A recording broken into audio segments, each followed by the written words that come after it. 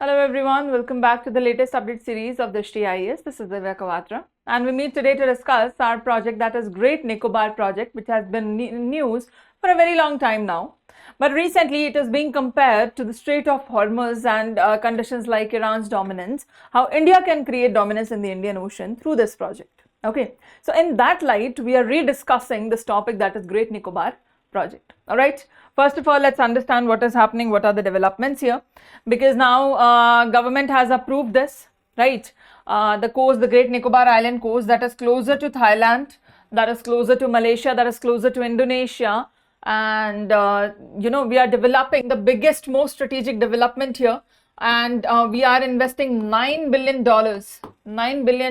to carry out this project, right? That will transform in Andaman and Nicobar archipelago, and it will create it as a strategic maritime composition. How will it do that?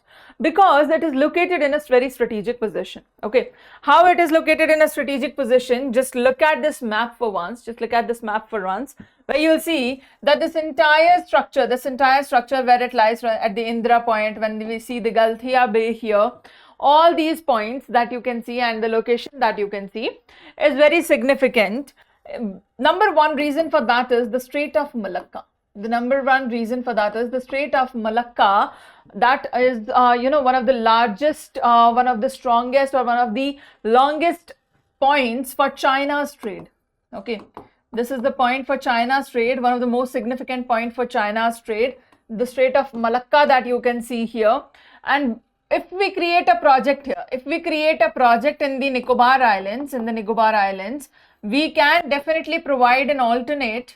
To the Strait of Malacca, and from there the trade can be stipulated, because China imports 70 to 80% of the crude oil through the Strait of Malacca. It is a very narrow strait, and if there is any conflict, if there is any standoff, India's presence at the strait will obviously allow us to have an edge, right? It will allow us to have an edge with China also. That's why we will have an asymmetrical deterrence.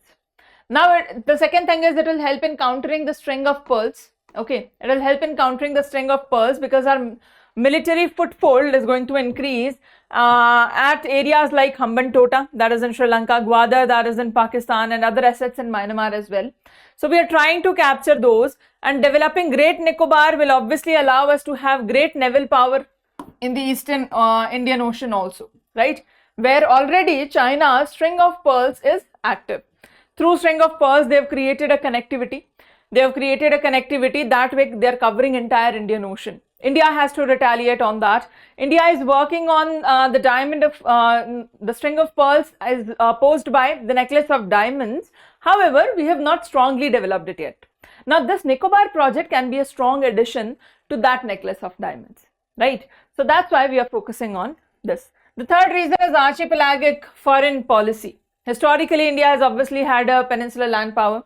Now we're shifting to Great Nicobar and Andaman and Nicobar, because we want this to be a strategic hinge, right? We want this to work as a strategic hinge into our Act East policy, as well as the Sagar initiative. What is the Sagar initiative? Security and growth for all in the region, right?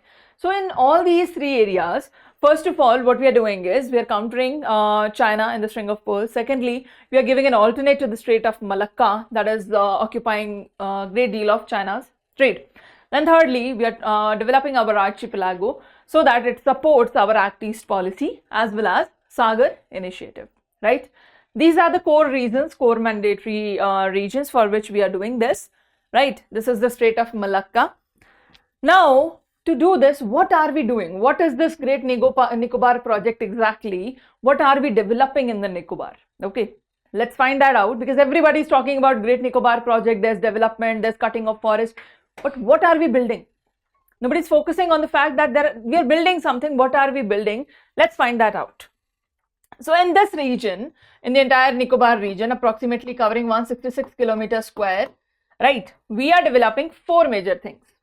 Number one is International Container Transshipment Terminal. Okay. Number one is ICTT, that will be located at Galthia Bay. Okay. This is our Galthia Bay. See the number one mark. Galthia Bay. Here we are creating ICTT. Okay. ICTT, that will handle 14.2 million TEUs, 20 foot equivalent units, and it will become a cargo moving structure, cargo docking structure, right? That is what ICTT will do. Second, we have dual use of international airport. It will have commercial flights also and will also be used for military operations, right? Air defense will be there, logistical capabilities will be there. So we are multiply using the same area because obviously day-to-day flights or residents are not that high. So we'll have a lot of time and a lot of space to do other activities as well. So we are strategically using that place now. Yeah. Okay. Third is gas and solar power plant. A gas and solar power plant facility is to be constructed in the upcoming infrastructure. Then township and tourism complex. Okay. Because we want to increase the tourism there. So what we are doing is ecotourism, residential zones, these are being developed so that more people can go there and build its economy. That way we will have more control over the region, right? Yeah. These are the four structures. Number one, Galthia Bay. The second one you can see here. The third one is the power plant that we are establishing. This is where you will have township and development for residential structures. Okay. Yeah. These are the four areas how we have divided the entire Great Nicobar project, expanding across 166 kilometer square. All right. Yes. This is our project. Now to talk about the fact how it can actually act as a replacement for Strait of Hormuz, why there is a comparison, let's talk about that. Okay. There are economic benefits. That's why first of all the comparison is because of the economic benefits, as Strait of Hormuz gives economic benefits. So what are the economic benefits here? We'll reduce subsidies to foreign hubs, right? We subsidize foreign hubs. Roughly 75% of the transshipped cargo is handled outside. Like some is handled in Colombo, Singapore, Port Klang in Malaysia. So naturally, this will reduce our handling fees, security risk, etc. while we have our own structure. Secondly, we are capturing the global trade routes through Galthia Bay that is obviously adjacent to the East-West International Shipping Corridor. So here we will have a deep water alternative to the existing structures. That way we will have all the benefits inside India's economy. Yes, we will be able to capture that benefit. We will be able to capture that strategic position. Clear? Yes, that's why this is being compared to Strait of Hormuz. Other than that, for GS third specially, there is this ecological and tribal dilemma. Okay, for your GS paper third specially, this element is important. How so? Because it is facing domestic and international dilemma. Why dilemma is there? Because number one, we are trying to move the indigenous vulnerabilities, like PVTG groups are there, Shompen, Nicobaris, these tribes are being moved. Okay, they have a semi-nomadic hunter-gatherer interiors, and there's a massive influx of outside population also. If there's a massive influx of outside population, tourism, residential zones, that's why we are building that, right? If there's a massive influx of people, they will become minorities. And if they become minorities, their rights might not be considered any longer. So they are feeling threatened. They're feeling endangered, right? So naturally, the existence and the commotion of people here is something of risk to them. Yeah, exactly. Second is deforestation and biodiversity loss. Naturally, the project requires diverting of 130 kilometer squares of tropical rainforest. Where are we diverting this? We are diverting this to Haryana. Okay, government has chosen Haryana as the state where this will be transported. All right. Yeah, but still there will be cutting. So this cutting can actually threaten species like megapode, right? It will threaten species like Nicobar crab eating macaque. So where will they go? If the forests are cut down, you can replace the forest in Haryana, but you cannot really replace the species because species require particular habitat and climate, right? You can replace the forest land in Haryana, you can replace the forest count in Haryana, but you cannot create that habitat for the population. So naturally, this will put endemic species at risk. Then another thing is marine disruption. The Galthia Bay, one of the world's most critical nesting site for giant leatherback sea turtle. We have already discussed about giant leatherback sea turtle. Do you remember that? The leatherback sea turtle, which had a very soft leatherback like structure. Yes, we saw the pictures also. Exactly. So now the giant leatherback sea turtle, if it is a nesting ground for that, and if you make changes here and a lot of construction here, the heavy container traffic will obviously risk destroying the nesting ground, nesting shore, and that way will be critically influencing the habitat of the region. Yeah, exactly.